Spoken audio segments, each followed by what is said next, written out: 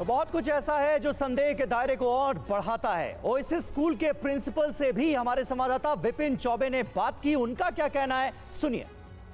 हक साहब, आपके स्कूल का नाम आ रहा है, इसकी भूमिका संदिग्ध बताई जा रही है। अब हजारीबाग कनेक्शन भी इस पेपर लीक मामले में जुड़ गया है, क्या कहना चाहेंगे?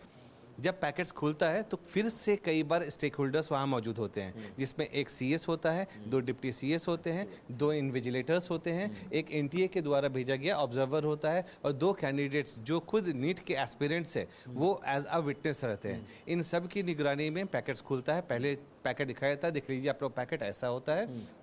इन सभी की निगरानी में पैकेट खुलता है। जब ये सारा कुछ हो रहा होता है तब एनटीए भी उसे कैमरे में मॉनिटर कर रहा होता है। अगर ऐसा कुछ भी घटना हुआ होता तो इतने सारे स्टेक होल्डर्स, जिसपे एनटीए के ऑब्जर्वर हैं, जिसमें खुद नीट के एस्पिरेंट्स हैं, ये कोई ना कोई सवाल उठाते। तो मतलब आप ये कहना चाह रहे हैं कि हजारीबाग आने के बाद पेपर लीक नहीं हुआ है, बॉक्स को टेम्पर्ड नहीं किया गया, मतलब हजारीबाग आने से पहले ही पेपर लीक हो गया था? आई एम वेरी श्योर कि हजारीबाग में यहाँ पे कहीं भी टेम्पर्ड नहीं हुआ है। ये जांच का ऑब्वियसली विषय है और अनुसंधान चल रहा है। हमें लगता है सही अनुसंधान अगर होगा तो टेम्परिंग कहाँ हुआ, कब हुआ, कैसे हुआ। आई एम वेरी श्योर कि 5 तारीख को कहीं भी कोई टेम्परिंग नहीं हुआ। हाँ, इससे पहले कहीं टेम्परिंग हुआ तो हमारी रिस्पॉन्सिबिलिटी नहीं है। अनुसंधान अगर सही से हो तो वो बिल्कुल पकड़ा जाएगा और कल्प्रिट पकड़े जाएंगे। जो लॉक को डिकोड करने वाली बात हो रही थी, वो प्रोसेस क्या होता है और क्या जो सिस्टम बना हुआ था सेम सिस्टम फॉलो हुआ या आपको सिस्टम ब्रेक करना पड़ा? क्योंकि ऐसा सुनने में आ रहा है कोई परेशानी आई थी, लॉक अनलॉक नहीं हो पाया था। जी बिल्कुल। एग्जाम टाइम में क्या होता है कि 1:15 में जो गाइडलाइंस होती है उस हिसाब से, जैसे पिछले नीट के एग्जाम में हुआ था कि 2 लॉक्स होते हैं। एक लॉक होता है जिसे मैनुअली एक बगल में हेक्साब्लेड एनटीए प्रोवाइड करती है, जिसे कट करना पड़ता है। और दूसरा जो लॉक होता है, जिसे लास्ट ईयर भी हुआ था, वो 1:15 में जो डेजिग्नेटेड टाइम है उस टाइम में बीप करना शुरू करता है। और जब बीप करना शुरू करता है तो वो इशारा होता है कि टाइम हो गया है और वो फिर अपने आप खुल जाता है। ये पहली बार ऐसा हुआ कि वो लॉक खुला ही नहीं, ना बीप किया। उस समय जिस समय एग्जाम्स चल, ये भी एक शक पैदा करता है। जी बिल्कुल बिल्कुल। नीट पेपर लीक मामले से ही जुड़ी एक और बड़ी खबर। पेपर करीब 48 घंटे पहले लीक हो गया था। सोर्सेस के हवाले से यह बड़ी जानकारी सामने आई है। लॉकर में भेजने के दौरान पेपर लीक की आशंका है। पैसे के हिसाब से प्रश्न पत्र मुहैया करवाए गए, यह भी पता चला है।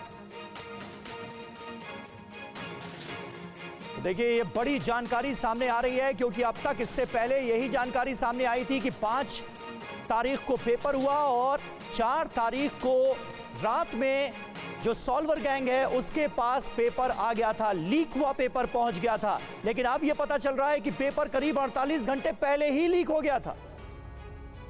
तो देखिए, बिहार में पेपर लीक, सीबीआई को अब तक क्या क्या मिला है ये देखिए पूरी डिटेल। पूरा पेपर लीक कांड संगठित तरीके से अंजाम दिया गया है। ऑर्गेनाइज्ड क्राइम का यह मामला है।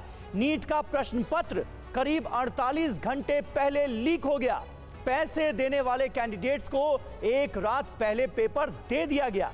एक रात पहले पेपर देने की वजह से पूरे देश में पेपर लीक नहीं हुआ।